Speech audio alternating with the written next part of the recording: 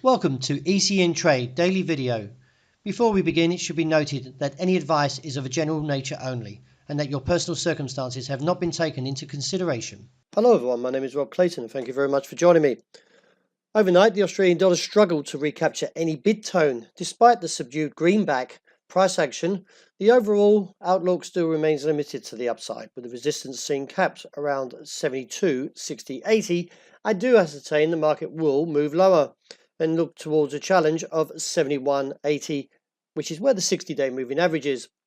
With the recent break of 72.45 does give confirmation that the market should break down, and along with this we've got the RSI and the MACD nearly confirming the bearish outlook. So therefore I do expect to see this challenge at 71.80. Beneath here would expose the region of 71.30 and down to the lower region of 70 cents. Well, with the US dollar taking a break in observance of Thanksgiving, the euro was a little bit subdued, but nevertheless the market has been hovering around this 114 level.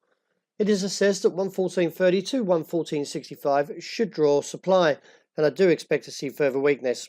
But to confirm this outside range day, we do need to see a break of 113.20. Therefore, this would reopen the downside challenge to the region of 111.60. As I mentioned, resistance still seen capped around 114.30 to 114.65. Well, the dollar yen, since rebounding off 112.15.20 with the low being 29, still is vulnerable to the downside. Until these technicals change, I do expect to see further challenges and strength to the yen, and therefore could see a pullback before the rebound.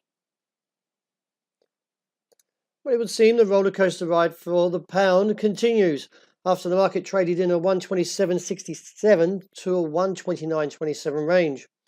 It is assessed that the broader pattern from 126.90 to the highs of 129.5 will continue to play out.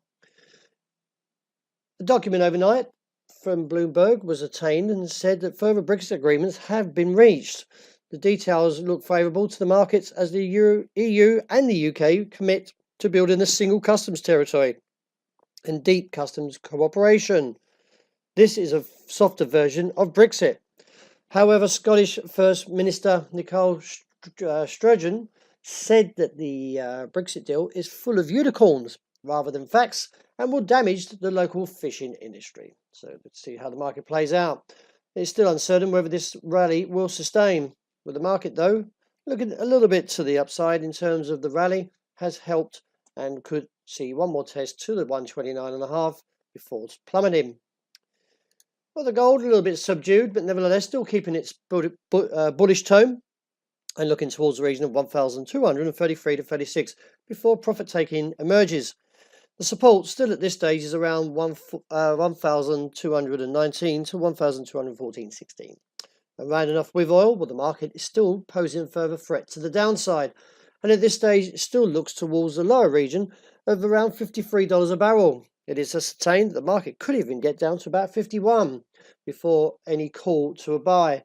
I'm not a seller at these levels, but I'd be more interested to see when it's time to buy and then step in and get the rebound, which should be around about $5. But then we have to still wait for the market to bottom out, which we haven't seen yet.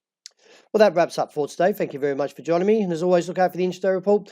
I hope you enjoy the rest of the day and a great start to the new weekend.